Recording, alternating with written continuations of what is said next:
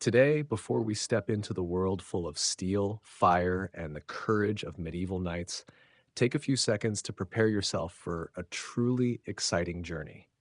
You might be sitting in your living room, lying on your bed, or watching during a lunch break. But wherever you are, I'm very glad you're here with me. If you enjoy historical stories told in a light, lively, and sometimes slightly chaotic way, hit the subscribe button so you don't miss the upcoming adventures. And while you prepare a glass of water, turn on a fan, or dim the lights for comfort, let me know in the comments where you're watching from and what time it is right now. I always love the feeling that we're connecting, a small but passionate community spread across the world. Now get ready. We're about to open the door to the real secrets of how knights used weapons in battle. And trust me, there will be surprises until the very last moment. Stay until the end of the video so you don't miss a single interesting detail. The journey begins right now. When it comes to medieval knights, many people still imagine two warriors galloping on horseback like a storm, capes flying, swords shining, as if heaven itself had sponsored a special glow. But in reality, what helped them sleep peacefully before each battle wasn't a magical sword, but a long spear that seemed awkward, yet was the most important weapon on the battlefield. Knights actually stepped onto the battlefield with the mindset of hunters, not ballet dancers as films often depict. And their main weapon wasn't the most dazzling thing, but the most effective one, a core principle that Hollywood has forever refused to admit. Let's start with the top-ranked weapon in reality, the spear. In the real world, a spear is like an old flashlight you always want to keep in your car trunk. Not beautiful, not fancy, but life-saving in the worst situations. On the battlefield, it helps knights do something simple but necessary: maintain distance. Anyone can swing a sword, but no one wants to face a long spear charging straight at their face at a speed created by a horse and fear. In the first few minutes of mounted combat, the spear is the absolute MVP. It has no elegant curves, nor is it a symbol of power, but it does one thing, and does it very well: turning distance into an advantage. And whoever controls the distance controls the battle. However, the medieval battlefield was not a stage full of light and a dry floor. It was a mixture of mud, blood, gasps, and decisions that one could regret in the next few seconds. And in that chaos, the spear, a slender but effective weapon, often broke, so quickly that knights were always mentally prepared to switch to the plan B. And at that point, everything became brutal. While you still had a spear, you were a hunter. But when you lost the spear, you instantly became a desperate peasant trying to save your life with anything left in your hands. This is the moment most films skip because it isn't beautiful at all. It begins to make sense why the sword isn't the star of the show. The sword is the tool a knight must use when everything else, spear, shield, comrades, luck, has abandoned him. And then, the battle is no longer a beautiful dance of swordsmanship seen on screen, but a struggle between two armored men, breathing as if about to faint, trying to find a spot on the opponent's armor that God forgot to cover. A stab to the armpit, a thrust into the collar, a push into a hip gap, that's real combat. No graceful spins, no clang clang to the rhythm, just heavy breathing and the sound of metal clashing. We're not done yet, because the sword is only plan Z. Before needing it, a knight has another weapon carefully kept, often hanging right at the waist: the dagger. This small but deadly weapon comes into play when both sides have fallen to the ground, trampling each other, and there's no distance left to swing anything longer than an arm. This is when you understand why medieval combat manuscripts always describe knights wrestling. Not because they ran out of weapons, but because at that close range, the dagger is king. They are designed not to slash, but to pierce, penetrate small gaps that a blacksmith couldn't protect, and never imagined someone would exploit so thoroughly one day. A detail films forget, or deliberately ignore, is exhaustion. A knight in 20-30 kilograms of steel armor cannot swing a sword endlessly like an actor trained with resistance bands in slow motion. After a few minutes of real conflict, breathing becomes heavy, vision blurs from sweat, and the arms tremble as if holding a 50-kilogram sack of rice with one hand. Weapons like maces, warhammers, and short spears become important not only because they're effective against armor, but because they conserve energy. A decisive weighted strike generates shock force through the armor, the survival logic of medieval warfare. And don't forget the psychological factor. Every weapon is not just a tool, but a message.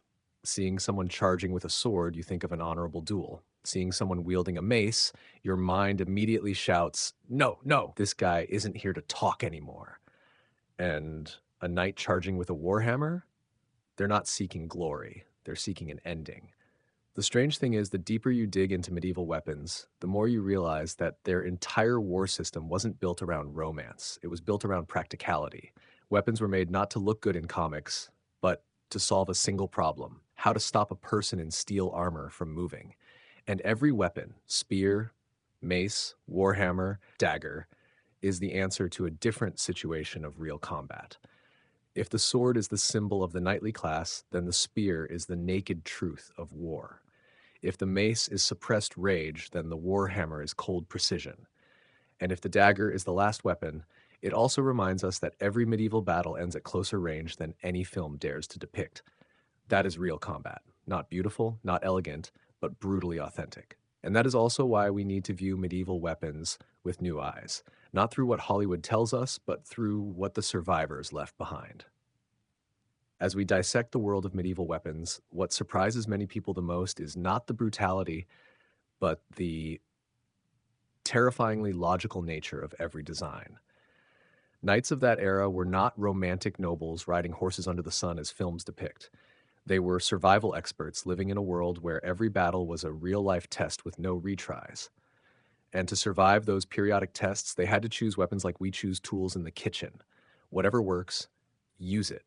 Whatever solves the problem fastest, carry it. There was no sitting around swinging a sword for style, nor spinning 3 times before striking. If they did that, they would become a brief footnote in the chronicles. A knight tried to look cool. Result: failure. For that reason, the true beginning of any battle is not the scene of two armies charging each other, but the moment each knight decides what to bring today. If a sword is something to wear for show, then an axe is what you carry when you want to send the message: stay away from me, I'm having a bad day. Medieval weapons reflected mood, terrain, opponent, and sometimes even the quality of that day's breakfast for the person carrying them. A knight on horseback with armor weighing dozens of kilograms never went into battle with only one option. They had spears, axes, maces, daggers, sometimes accompanied by a few random items that could inflict damage, like a carpenter's hammer or a large stick they happened to find. This made the battlefield not a ballet-like sword duel, but a mobile hardware store where anything could become a weapon if needed. But to truly understand why knights chose weapons that looked as if designed by someone in a mental crisis, we need to start with the most basic principle. Steel armor does not care about your feelings.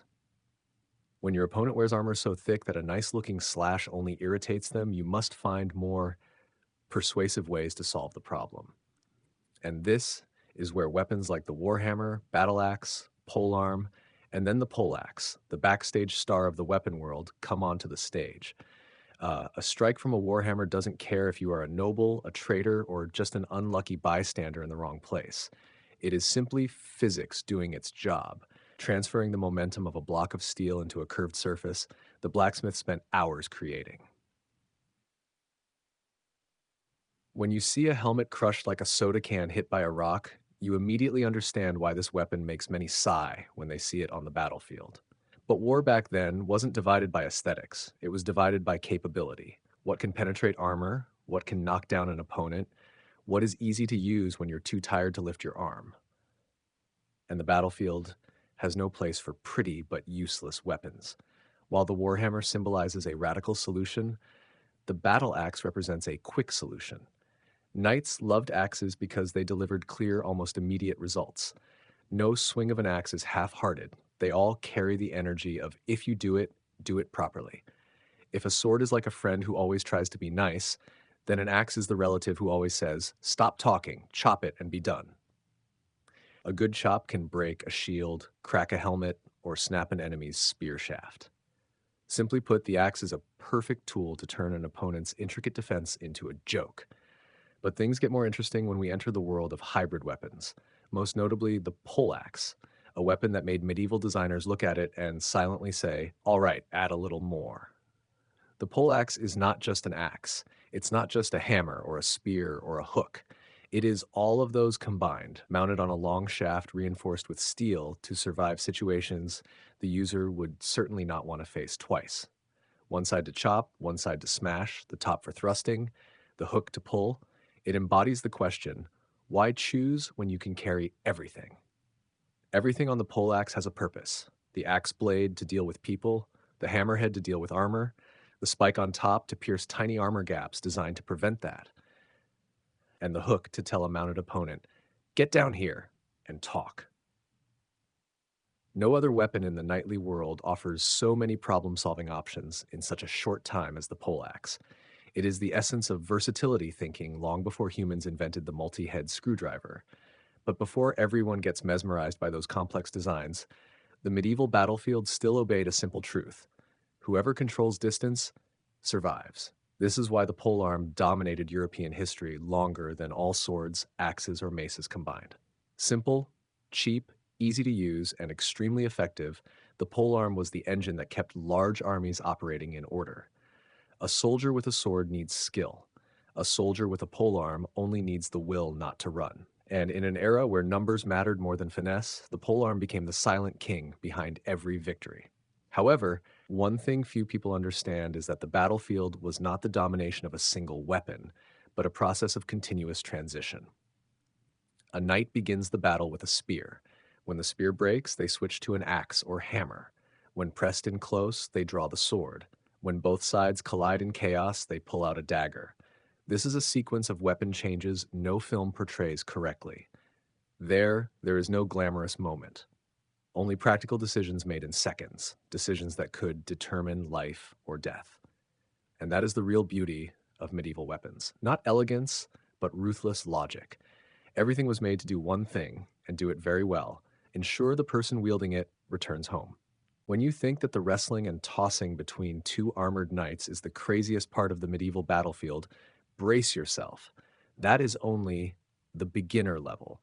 Because if there is anything that makes battles even more chaotic than two men wearing 30 kilograms of armor trying to turn each other into pancakes, it is long-shafted weapons, objects that modern people might look at and ask, is this a farming tool? No. This is how the medieval person says, I want to hit you from a distance, and I want to do it effectively. Spears, pikes, and long polearms dominated the battlefield for centuries, not because they looked good, but because they followed one truth. Distance is king.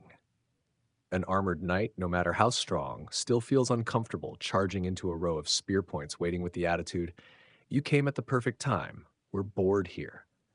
And so medieval warfare was not a sword dancing contest. It was more like a flash mob of long sticks, where anyone standing in the wrong place could be skewered like meat on a spit. What makes the pike truly terrifying is not just its length. It is the fact that it is wielded by hundreds of people advancing simultaneously, forming a moving wall that even the strongest horses feel compelled to reconsider their life choices. A good thrust could pierce chainmail, slip through a gap between two plates of steel, or at least knock you to the ground. And lying on the ground is the worst position you can have when surrounded by angry people carrying sharp weapons. And once you fall, don't expect anyone to politely wait for you to get up. The legendary chivalrous spirit only exists at feasts or in romantic poems. On the battlefield, falling means you are about to experience a hands-on seminar on why lying there is a bad idea. Knights and infantry will rush in, trample, push, or stab into any gap they can. Not because they are cruel, simply because they want to survive too. But the chaos doesn't stop there. Behind the rows of spears are the polearm users, weapons so versatile that it's hard to believe humans hadn't invented a Weapon Design 101 course yet. They could be halberds, billhooks, glaives, partisans, or countless local variations crafted by blacksmiths when they felt creative, or when the owner said, I want something that can chop, hook, stab, and if possible, break doors too. The common factor, all are perfect for breaking formations and tearing apart the tiny gaps a knight hopes will protect him. A polearm used correctly can pull a mounted knight to the ground like dragging a sack of potatoes. Once down, he becomes the liveliest target on the battlefield, and not in a good way. Infantry often rush in, using spear shafts, weapon bodies, even knees to pin him before ending the fight with a short, precise stab into a spot the armor cannot protect. Nothing in that scene resembles the Hollywood depiction. No stylish spins, no performance poses. Only chaos, heavy breathing trapped in a hot helmet, and the scraping sound of metal on metal as two bodies grapple in the mud. But the remarkable thing is, all of this is recorded in actual combat manuals. Illustrated books that might seem like art studies, but are actually very specific guides on how to make someone fall, pull someone down, flip someone sideways, and force them to give up the desire to keep breathing. These books describe every movement, hand position, and twist. And what you realize is war is not a place for improvisation. It is technique, pure and cold. These wrestling techniques were considered mandatory in knight training because real battles often followed this exact sequence. Thrust spears at each other. Spear breaks. Close in polearm, strike heads, polearm breaks. Punch, push, curse. Fall together, roll around like two beasts in iron shells. Draw daggers and try to end the exhaustion. That is why knights were insanely strong. Not because they had magic or were born strong, but because they spent their lives training in 27 to 30 kilograms of armor and had to fight in it. Just standing up after a fall was a full body workout. Yet they didn't just stand up, they had to stand up quickly because a 3-second delay meant someone would appear to give them a lesson in time management. Another interesting fact many don't know: despite looking cumbersome, armor was actually quite flexible. A knight could run, flip, flip, twist hips, maintain balance, and perform grappling maneuvers that looked like choreographed martial arts. Very little armor could prevent movement, except for making you so hot you wanted to cry, and your breath sounding like a drum echoing inside the helmet. But the most important point is, wrestling techniques and the use of long-shafted weapons made medieval combat a matter of technique and strategy, not brute force victory. Every movement had a reason. Every weapon had a role. Every technique was meant to solve a practical problem: how to survive against someone trying to kill you with steel. That is the true nature of medieval combat. Not romantic, not elegant, but intelligent and extremely practical. And if you watch long enough, you will realize that beneath the mud and the storm of powerful throws, knights were no different from battlefield engineers. They didn't just fight, they solved problems with steel, with sweat, and with everything they had. When it comes to a knight's arsenal, the first thing you need to understand is they are not romantic like movies often portray. A real-life knight does not carry a destined sword engraved with prophetic runes. No, he carries everything that can help him smash, stab, pierce, poke, break, hit, and destroy the existence of his opponent as effectively as possible. If you've ever watched a plumber open his toolbox and wondered, why does he carry 7 types of wrenches? Congratulations, you've grasped the spirit of medieval warfare. Because on that battlefield, everything has its own situation. Nothing is universal. Swords are beautiful, shiny, easy to show off, and great for cutting people who aren't wearing armor.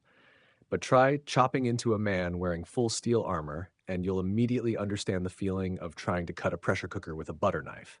The sound is loud, but the effect is limited. That's when knights immediately switch to tools capable of causing serious chaos. The classic example, the mace. If the sword is the Hollywood leading actor, the mace is the supporting actor nobody remembers, yet does all the heavy lifting. The mace doesn't need to be elegant. It just needs to contact the opponent's armor at a speed sufficient to make their insides reconsider the purpose of their existence. A precise swing may not pierce armor, but it will give the body inside the worst day of the year. And that is enough. When facing enemies in equally heavy armor, knights switch to more refined tools: warhammers, battle axes, and especially the warhammer, a weapon that makes every suit of armor tremble like a student hearing the teacher call on them unexpectedly. The hammerhead deforms the armor, preventing the wearer from breathing or moving. And the pointed end? It is made to explore the smallest, most painful gaps in your armor. But the most dangerous weapon, silently terrifying, is something surprisingly small: the rondel dagger. Just seeing a knight draw it means someone has fallen to the ground and is about to have an extremely bad day.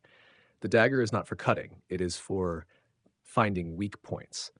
An armpit gap, a spot under the jaw, a joint at the thigh, all are direct gateways to the fastest blood loss. The dagger is the final weapon in the medieval violence evolution chain.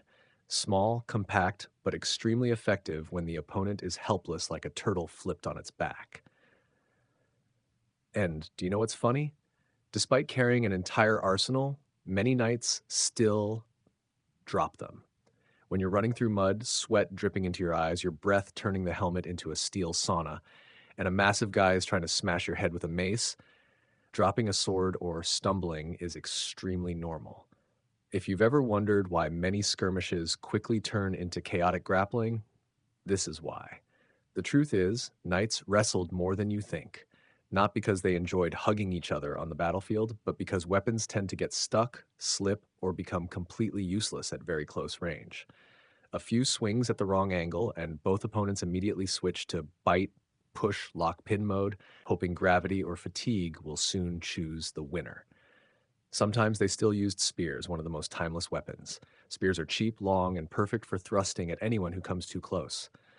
But the moment the line breaks, the spear becomes absurdly cumbersome, and so the knights drop the spear and switch to the sword. Sword not effective? Switch to an axe. Axe stuck in the opponent's armor? Switch to the mace. Too tired to swing? Time to grapple. Grappling sees him flipped over? Time for the dagger. That is the simple but effective cycle of medieval violence. It's amusing that many modern people think knights fought like elegant sword dancing performers. In reality, they were more like workers using sledgehammers to fix a tangled machine. Fast, strong, lacking grace, and entirely practical. But that is what made them some of the most fearsome warriors in history. Not because they followed high minded codes of honor, but because they knew how to use every tool available to survive another day. Simply put, a knight does not fight to look good, he fights to not die. And if anything truly sets them apart, it is their adaptability amidst chaos. They can switch weapons depending on the situation, change strategies in a heartbeat, and shift from swordplay to grappling in less than a second. That flexibility, not silver swords or shiny armor, is what makes them the true war machines of the medieval world. The reputation of the theater is a double-edged sword. It lifts you up with applause and drags you down with criticism. And Theodora learned this lesson as sharply as a rondel dagger. As a young girl, she saw clearly that the world didn't care who you were. The world only cared about what you brought to it: joy, entertainment, or sometimes gossip material. Women like her had to know how to turn the gaze of the crowd into a shield for survival, because applause could end the moment they stopped smiling. And Theodora never allowed her existence to depend on anyone's pity. During those years, she became an artist in the true sense of the word. Not the kind worshipped in cathedral domes, but an artist of the real world, a chaotic place where every performance was a gamble, and every laugh or whistle could determine the fate of the next day. She learned to command the stage as a knight commands the battlefield, flexibly, sharply, and always observant. Theodora did more than perform. She read the audience like an open book. She knew who laughed easily, who got angry quickly, who came to show off, and who was trying to hide weakness behind a splendid cloak. In that world, acuity was a weapon, and she honed it every night with a persistence found only in those who understood they had no way back. But Theodora's life was not a series of endless brilliant moments. It resembled a battle, with each role, each performance, each scrutinizing gaze hitting her armor.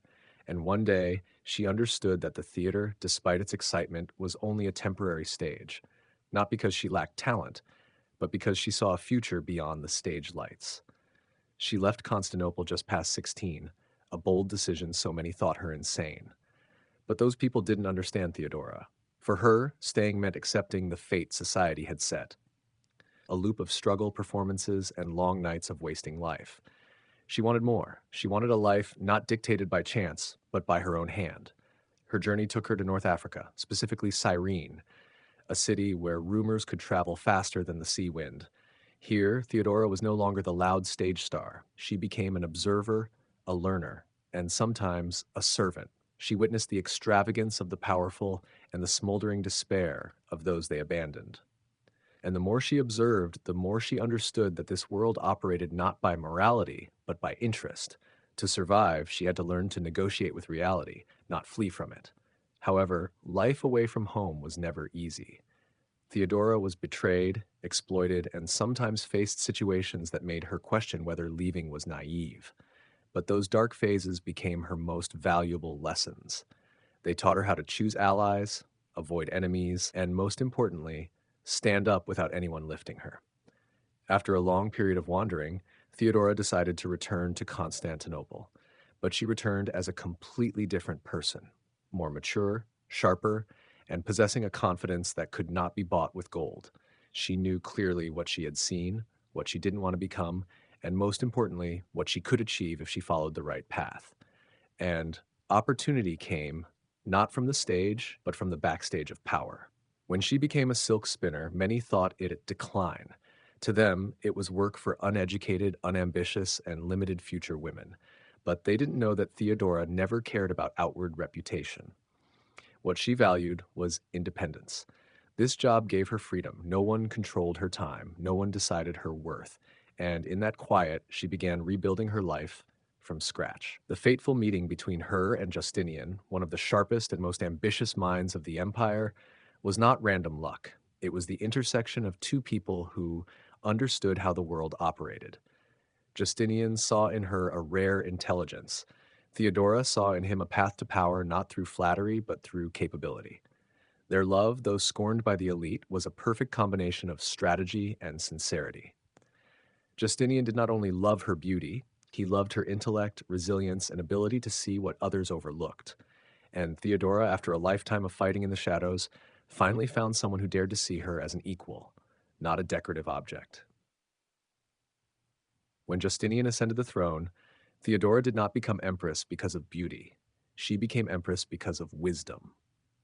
A woman who once stood on a noisy stage now stepped onto the stage of history, and this time, not to seek applause, but to change the course of an entire empire. The rise of Theodora after the Nika revolt not only marked the affirmation of her personal power, but also opened a new chapter in the Byzantine court, a chapter in which a woman once considered on the margins of society became a shaper of the moral and political values of the largest empire in the East.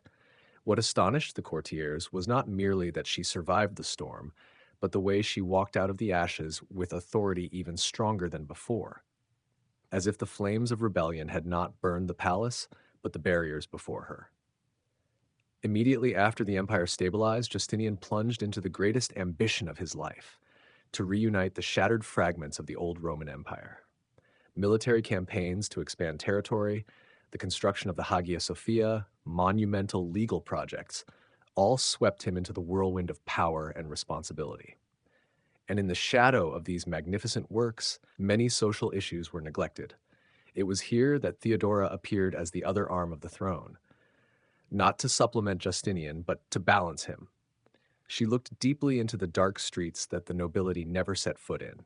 She listened to the cries of women forced into sexual slavery, children sold to brothels, and laborers exploited to the bone. A life spent at the bottom of society gave her insight no one else could match. The empire's problem was not its armies, but the people quietly dying in muddy alleys. And if this was not addressed, no matter how many Hagia Sophias Justinian built, the empire would still rot from within. Thus, Theodora began a quiet but powerful political journey. She did not appear in public assemblies, did not pound a gavel in legal forums. Instead, she reached out to groups, communities, and individuals pushed into the shadows by society. She met women forced into prostitution, listened to their stories, and asked the question many would not dare: if you had another choice, would you want to live a different life? They nodded. And Theodora decided to turn that nod into law. Among her boldest reforms was the establishment of metanoia, a sanctuary specifically for women wishing to escape lives of exploitation. For Byzantium, this was like throwing a large stone into the lake of power. Brothel owners, bribed officials, and those accustomed to profiting from the exploitation of women panicked. Some tried to use money to lobby against her, others spread rumors, but Theodora did not even need to confront them directly. In the court, she only needed to say one sentence to silence all: I have seen the darkness of my life. I will not let that darkness consume others. Not only did she protect women, but Theodora also implemented legal reforms so sharp that advisors had to admit her thinking rivaled the top jurists. She pushed for harsher punishments for sexual crimes, proposed property rights for married women, and advocated reducing cruelty towards slaves.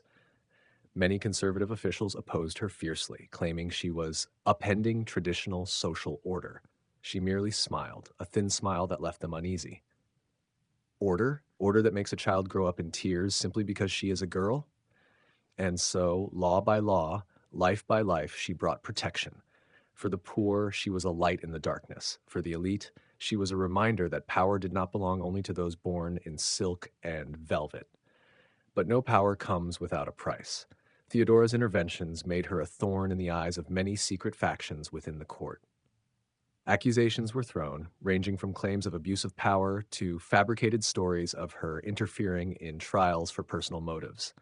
In a court where conspiracy hung in the air like a mist, she became the target of countless plans to defame or remove her completely. But what drove them mad was not that she resisted, it was that she seemed not to care. Theodora understood one thing most officials did not. The most dangerous enemy is the one who does not need to appear strong. The more she was attacked, the more she proved an undeniable truth. She existed not by luck, but by perseverance. And that perseverance changed Byzantine politics. While Justinian continued campaigns to expand the empire, it was Theodora who eased religious conflicts, striving to reconcile increasingly divided sects. She wrote letters to bishops, mediated opposing factions, and used her tact to prevent bloodshed. To those who understood politics, she was the glue keeping the two halves of the empire, one reaching toward heaven, the other toward the earth, from fracturing. But strength is not limitless. Theodora worked tirelessly, each day burning her body in the struggles behind the palace doors, and eventually, like every bright flame, she began to fade from illness.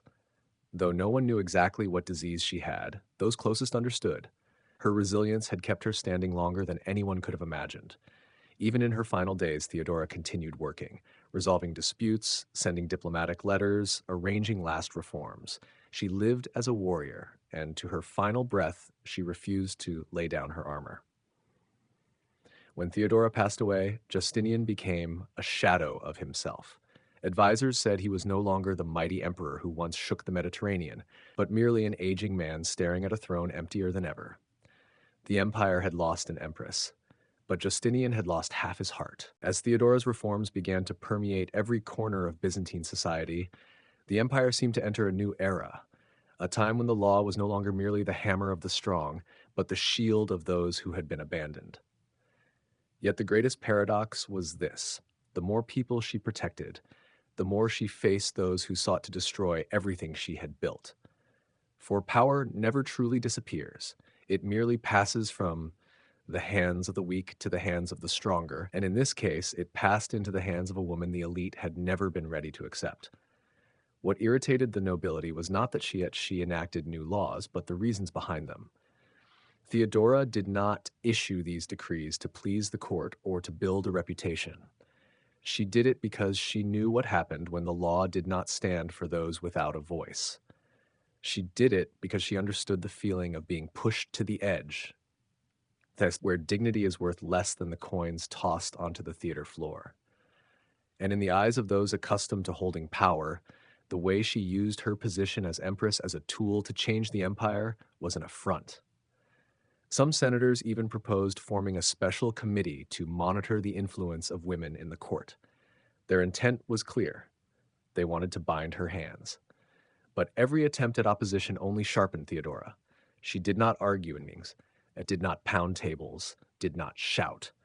She quietly approached those who could sway the proposal: a general short on supplies for his army, a senator recently embroiled in a land scandal, or a cleric awaiting the emperor's decree. And through closed-door conversations, she made them understand that siding with her was always the least risky choice. That committee was never established. That subtlety not only saved her, but also safeguarded her reforms. More importantly, it forced those who underestimated her to confront an uncomfortable truth. Theodora was smarter than they thought. and that intelligence bore none of the flourish of philosophers or the cold calculation of legal officials. It was the intelligence of someone who had to observe to survive, who had to read people to endure in a world without mercy. The empire, accustomed to emperors ruling through armies, now witnessed a different kind of power, the power of decisions that were gentle yet unbreakable. Many began to realize that when Theodora spoke of stability, she did not mean keeping the throne upright. She spoke of people. Stability, to her, did not reside in strong city walls or the loyalty of mercenaries. It resided in the sense of security for the populace, in the belief that the law exists not only to punish, but also to protect. Yet that stability was as fragile as dew. The debate over monophysitism was stirring the entire empire, and each faction believed it possessed divine truth. What seemed like debates confined to churches quickly escalated into bloody confrontations in the streets. Clergy were chased, monasteries pillaged, and every city became a battlefield of faith. Justinian, always striving for compromise, stood in the storm with two equally dire choices: either crush one faction, causing religious unrest for generations, or allow the debate to spread, breaking the unity of the empire. It was then that Theodora intervened in an entirely different manner. While Justinian sought to persuade with edicts, she persuaded through protection. She opened the palace doors to persecuted bishops and monks, providing them food, shelter, and, most importantly, time. By protecting them, she not only saved the lives of isolated individuals, but also sent a clear message. The empire could accommodate differences without suppression. And though many scoffed that she was diluting the purity of doctrine, her actions delayed a religious civil war. However, each person she protected became a thorn in the eyes of the opposition. They called her a false believer in the royal sanctuary, a ghost disrupting sacred order, and worse. But she had lived her life with insults. Those voices were merely poor echoes of what she had once heard standing on the worn stage, where people thought they could price her life for a few coins. As religious disputes intensified, Theodora had to control another front: the court, a place where senators used whispers instead of daggers, where every curtain could hide a scheme, and where trust was always sold cheaply. She did not enter the council as someone attempting to dominate observations. She appeared as a force everyone had to consider.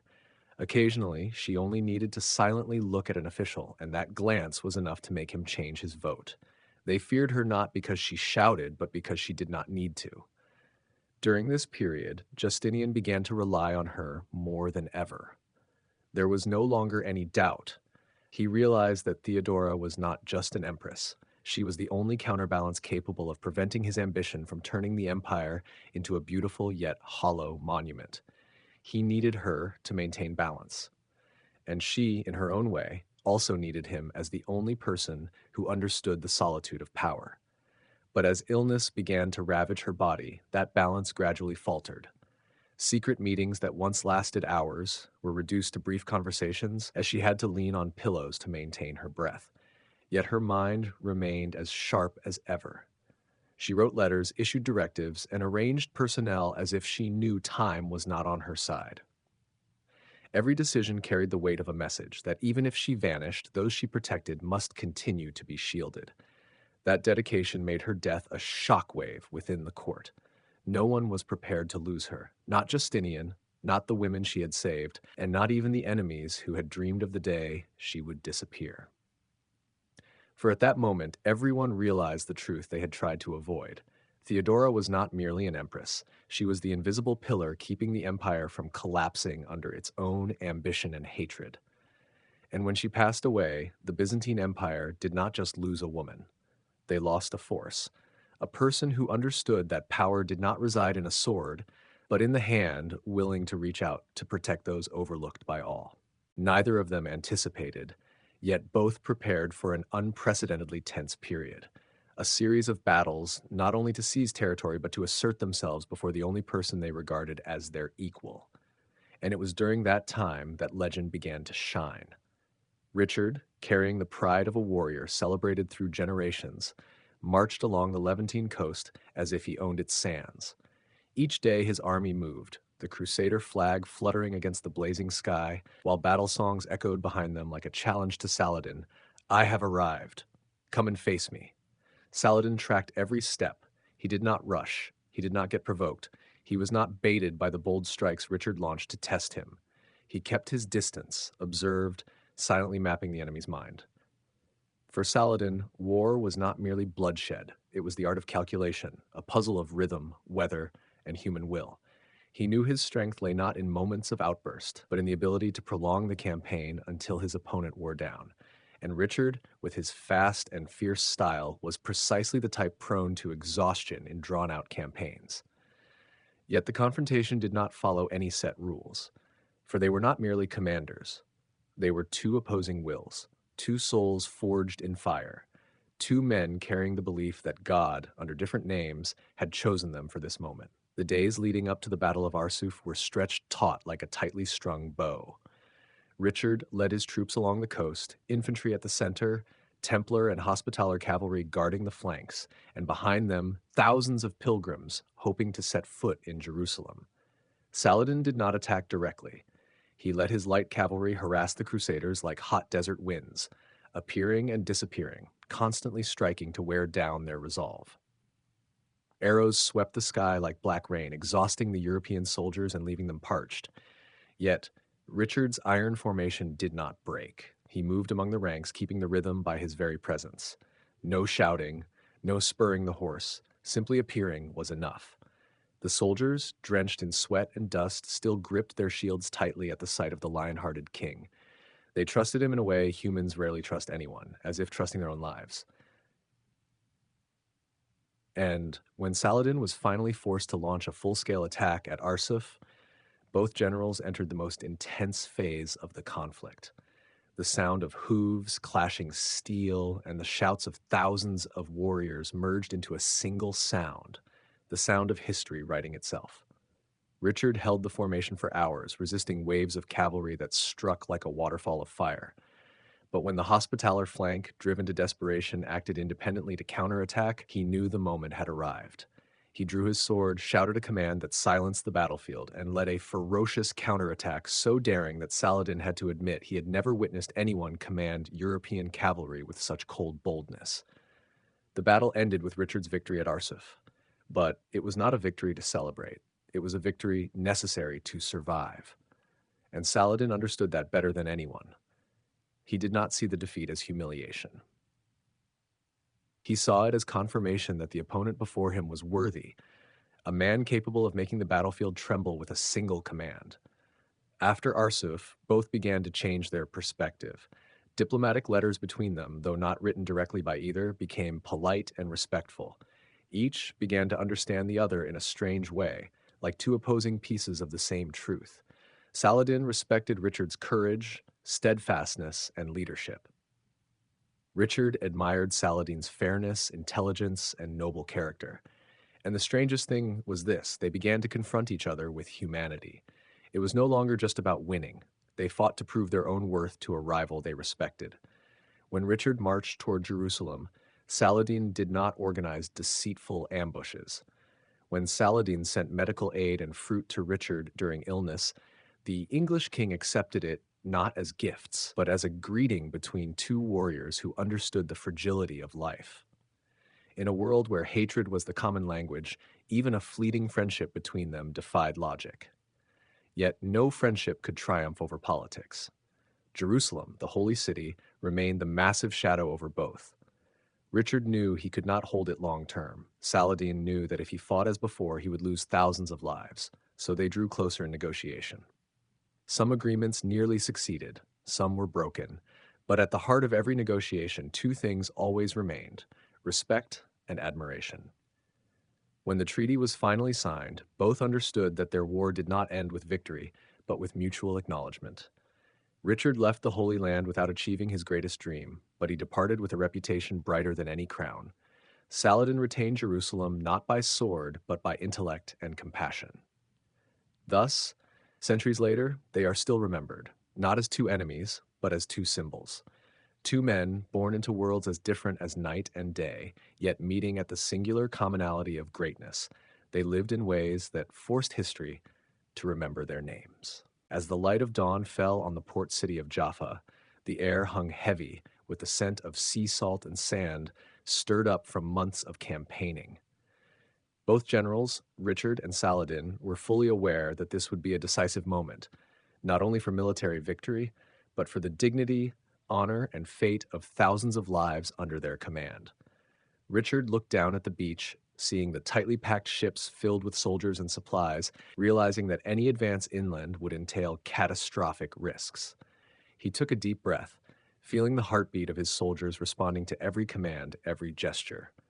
Facing him, Saladin stood atop the hill, eyes gleaming, anticipating every move of his enemy, every gap in the Crusader formations, every weakness in the minds of soldiers unfamiliar with the desert. The battle at Jaffa did not begin with drums or shouts. It began with tense silence, like the calm before a storm, when everything seems to pause in preparation for the power about to be unleashed. Richard advanced in tight formations, cavalry on the flanks, infantry and archers protecting the center. Every step was calculated, every route controlled to avoid falling into ambush. Saladin observed, deploying cavalry to harass the flanks, archers firing along the coastline, testing the discipline and adaptability of the Crusaders. But Richard remained unshaken. He led his soldiers like a conductor, each decision precise and rhythmic, creating an astonishing harmony between troops and commander. For Saladin, this challenge was an opportunity to test what he had learned from years of warfare. He did not attack en masse, but used attrition tactics, focusing on light cavalry, ambushing temporary weak points, applying constant pressure without overextending his forces. He understood that Richard was the kind of leader who would launch a fierce counterattack if cornered. This confrontation thus became a theater of intellect, where military strength and subtle strategy intersected. For days, the two armies measured each other through probing strikes, counterattacks, and small skirmishes. Continuous ambushes made the atmosphere tense like a drawn bowstring. Hoofbeats and crossbow twangs echoed across the arid desert, yet there were no signs of chaos. Richard and Saladin both knew that any mistake could lead to disaster. It was the skill, caution, and constant calculation that distinguished these two generals from their contemporaries and predecessors alike. When Richard decided to launch a direct attack, the Crusader army surged forward, breaking through weak points in Saladin's formation. Yet Saladin remained composed. He organized a controlled retreat, protecting his forces, ready to counterattack whenever an opportunity arose. His army did not collapse. They withdrew in order, leaving their opponent with a lasting impression of resilience and strategic acumen. Richard, witnessing this, not only admired his adversary's skill, but also realized that victory was measured not by a single battle, but by the ability to control emotions, forces, and strategy. In the following days, the relationship between the two began to evolve in a strange way. They did not need to meet face to face to understand each other. Letters, messages through envoys, small gestures, such as Saladin sending food and medicine to Richard when he was ill, or Richard showing respect to Muslim prisoners, became living proof of mutual respect. They recognized that, though enemies, they shared core values, discipline, courage, and loyalty to their soldiers. This understanding made them fight not only with sword and spear, but with intellect, restraint, and even humanity, a rare phenomenon during the Crusades. As the Crusaders approached Jerusalem, Richard faced a painful reality. Capturing the city was possible, but holding it would be impossible. Saladin had fortified all supply lines, and cavalry throughout the countryside was ready to cut off any expansion attempts. The confrontation between the two generals became more balanced than ever. They both understood that a single misstep could result in incalculable losses. Thus, they continued negotiations, exchanged prisoners, and tested each other with tactics without allowing pride or hatred to dominate. One morning, when Richard temporarily withdrew from Jerusalem, the decision surprised not only the Crusader commanders, but also his adversary. This was not fear, it was wisdom and awareness of real limits. Saladin observed from the heights, sensing Richard's decisiveness and honesty. In that moment, both generals understood that no one could take Jerusalem easily, and more importantly, that war was not always measured by bloodshed and victory. Sometimes it was measured by respect and the ability to recognize dignity in one's opponent. The following months became a series of small battles, sieges, ambushes, and subtle diplomatic exchanges. In Ramler, Jaffa, and Durham, Richard's and Saladin's forces tested each other through intellect, discipline, and patience. They fought not only for honor or religion, but also for self respect and the recognition that their adversary deserved respect. Strangely, this rivalry created a kind of silent alliance. They challenged the limits of each other's capabilities, elevating the standards of warfare to an unprecedented level. When Jaffa was finally successfully defended and the Crusader army withdrew safely, both felt the power of respect. They had endured tense, challenging months and understood that honor did not conflict with the ruthlessness of war. Indeed, mutual admiration had become part of the strategy itself, making them not only adversaries, but students of fate, forged by the same desert, the same holy city, and the same history they were destined to leave their mark upon. After the Treaty of Jaffa, the atmosphere in the Holy Land strangely calmed. The military camps, once noisy with shouts and bustling preparations for battle, now only echoed with the weary sighs of exhausted soldiers. Richard stood on the shore, gazing at the silver-capped waves breaking against the ships, feeling every gust of wind carrying the scent of salt and hot sand. His mind was full of thoughts about an incomplete victory, the lives lost, and the adversary who had become a rare mirror in his military career, Saladin. Although they had never met face to face after the final days of combat, Richard still felt Saladin's presence as an invisible light, illuminating every decision and step he took on this harsh land. On the opposite side, Saladin also stood atop a hill overlooking Jaffa, the city he had just relinquished, but which still bore the marks of fierce battles. He sighed, not out of defeat, but in recognition that Richard was a worthy adversary, someone deserving of every challenge he had ever faced in his career. There was no hatred mingled in his thoughts, only understanding and respect. The exhaustion on both sides had made them realize that war could not last indefinitely, and temporary treaties would be the only solution to protect lives and honor. In the following weeks, Richard focused on consolidating his army along the coast, using the narrow stretch of land from Tyre to Jaffa as a living fortress. He retrained the soldiers, repaired fortifications, inspected supply lines, and devised intricate defensive plans. Every action reflected a deep understanding of his opponent. Saladin was not only strong with cavalry and ambush tactics, but also intelligent in exploiting even the smallest gaps. Thus, Richard not only marched, but acted as a top-level strategist, considering every move and choice, ensuring that each counterattack was calculated and that the army would not suffer unnecessary losses. From Damascus, Saladin monitored every piece of news, every reconnaissance report about the Crusader army. He reinforced his forces, deployed cavalry along roads around Jaffa, yet acted without haste. He understood Richard and knew that any reckless decision would be fully exploited by his opponent. Instead of a direct assault, Saladin chose slow attrition, preserving his forces while willing to cede unnecessary land. This allowed him to maintain military authority and reinforce his image as a patient and upright king, a rival Richard could not underestimate. One day, when Richard ordered coastal patrol, Saladin sent an elite cavalry unit to ambush them.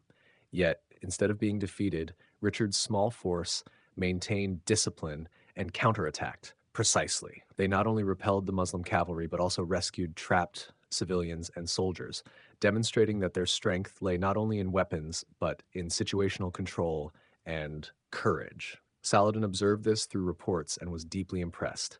He sent a prized horse to Richard after the encounter, a gesture symbolizing rare respect in wartime. This was not weakness, but a way to show that even on the battlefield, character and honor could rise above all enmity. As time passed, the military camps gradually grew quiet. Richard no longer advanced on Jerusalem, and Saladin no longer attempted to reclaim the coastline. Instead, the two generals began communicating through letters and envoys. Each letter was not merely diplomatic terms, but proof of understanding, respect, and appreciation for the opponent's intellect. They discussed the rights of Christian pilgrims, border security, and even seemingly minor details like the supply of food, medicine, and war horses. Every word, every sentence reflected strategy and character, creating a form of dialogue never before seen between enemies accustomed to absolute hatred. When the Treaty of Jaffa was officially signed, Both clearly understood that this was not a resounding victory. Jerusalem remained under Saladin's control, but Christian pilgrims would be free to visit, and the Crusaders retained a vital strip of coastline. This was perfect balance, created not by violence or luck, but by calculation and mutual understanding. Richard withdrew, but without shame. Saladin retained control, but without hatred. The two stood on the shores of Jaffa, separated by 1,000 paces, yet their spirit and mutual admiration had bound them, transforming enemies into respected masters of war. Richard left the Holy Land in October 1192, his journey back to Europe fraught with storms, imprisonment, and political pressure. Yet in his heart, the memory of Jaffa, of Saladin, of battles not only of blood but of character, remained vivid.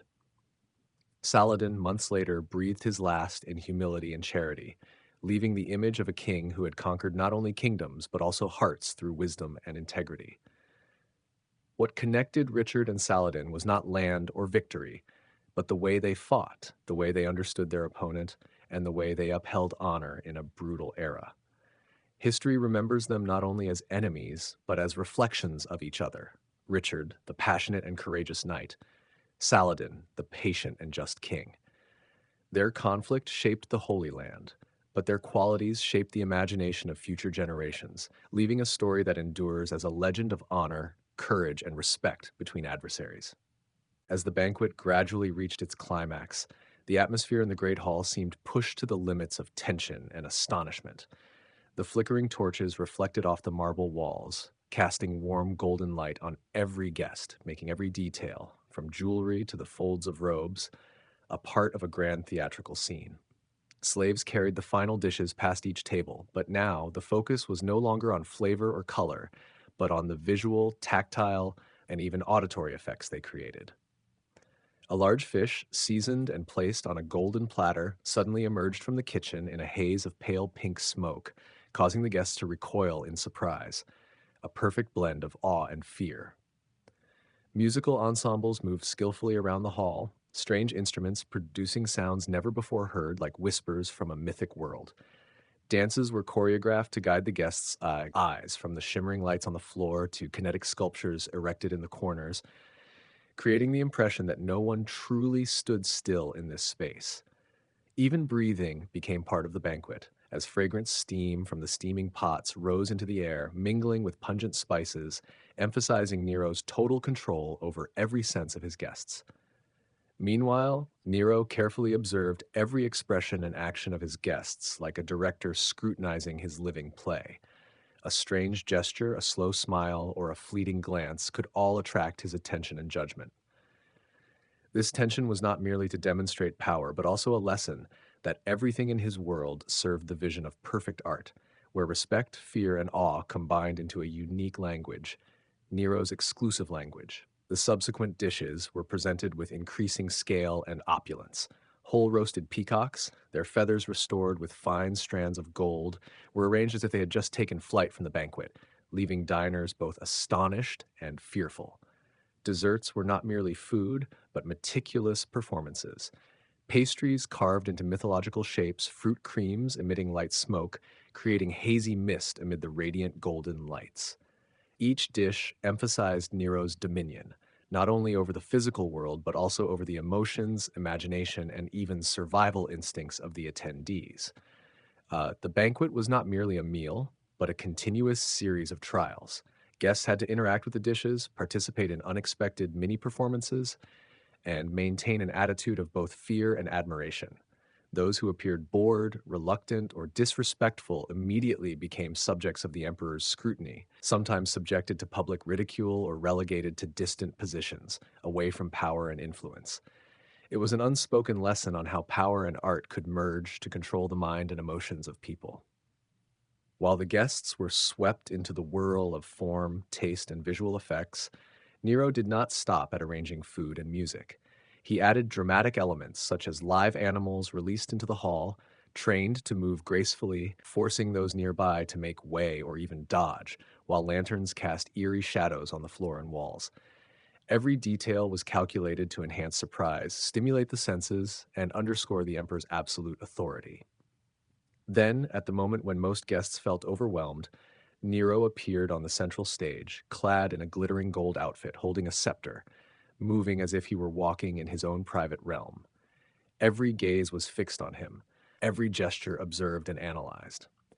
The emperor's presence was not merely the physical center of the banquet, but the spiritual focal point where all admiration, fear, and tension converged. Those who had never attended a Nero banquet could hardly imagine this perfect blend of power, art, and danger.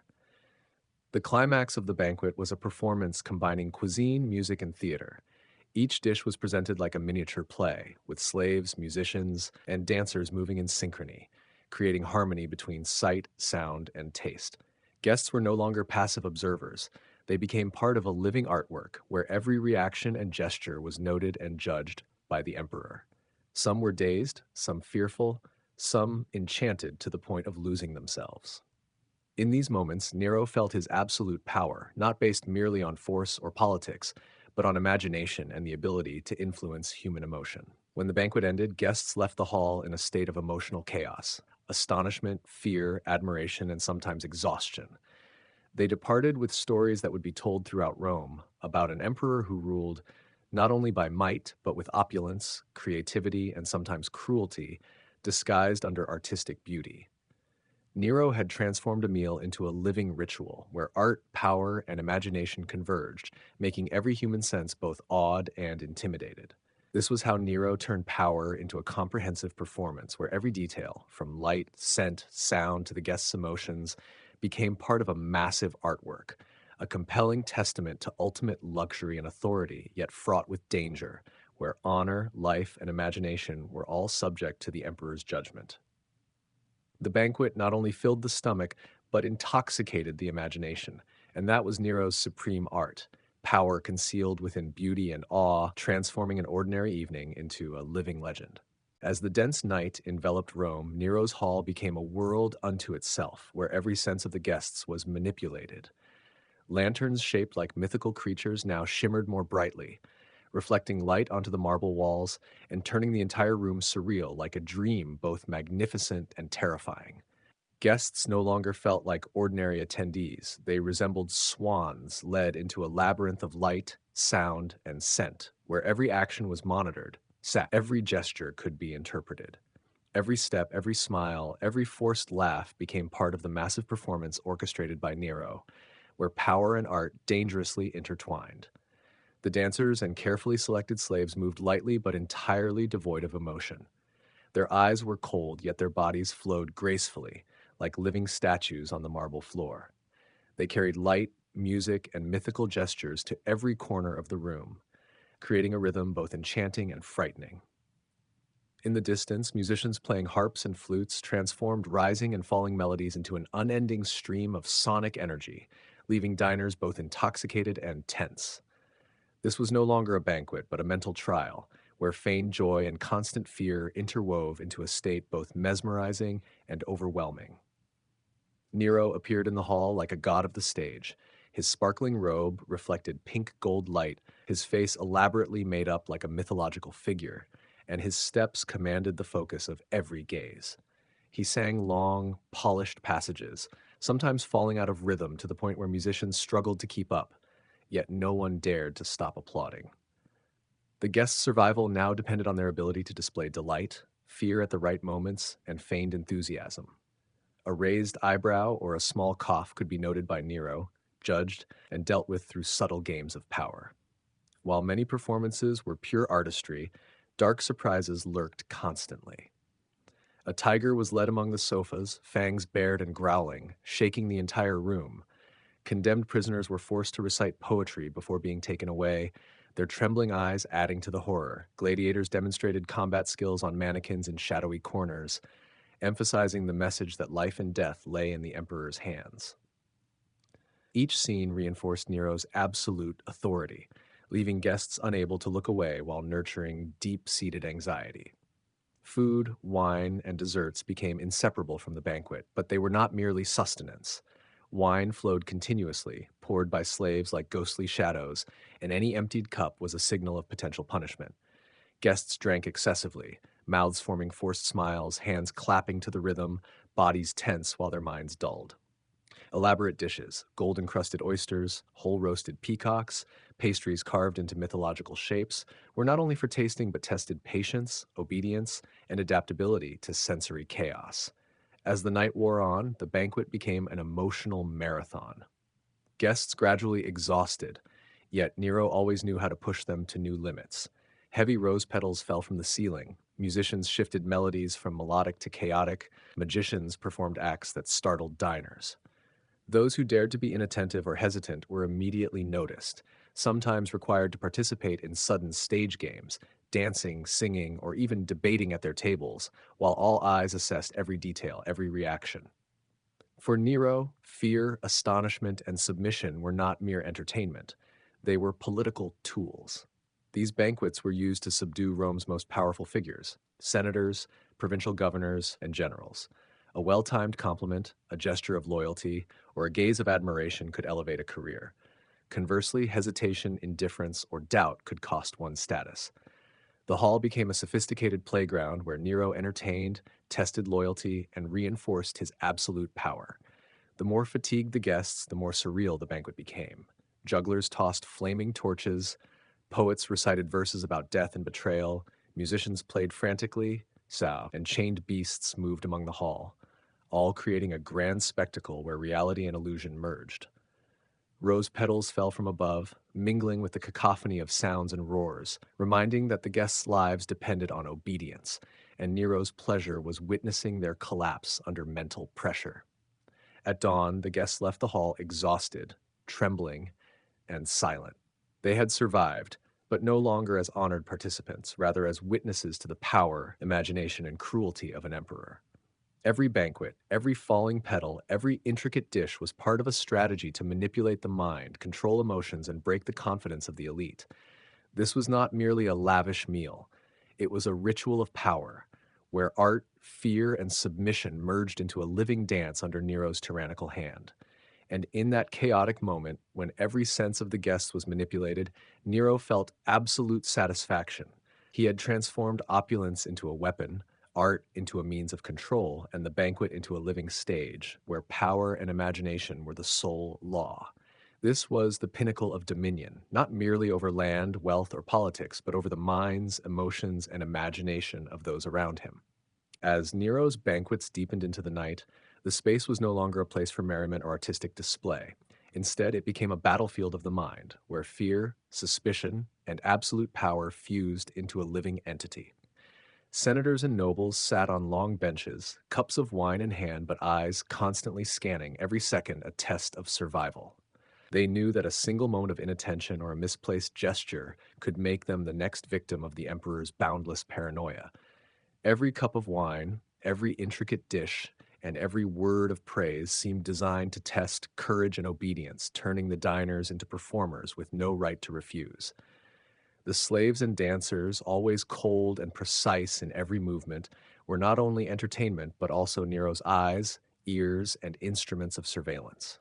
They silently observed the guests, memorizing every motion, every glance, and every trembling expression.